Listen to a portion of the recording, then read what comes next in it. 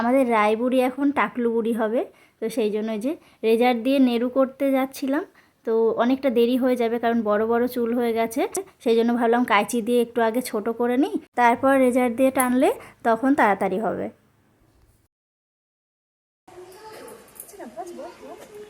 ও রায়, রায় এই দেখো যা, ওরে কি নেবে সেটা ভাবছে।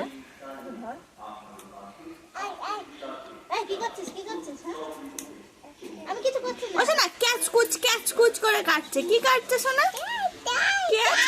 ক্যাচ কুচ করে, ক্যাচ কুচ।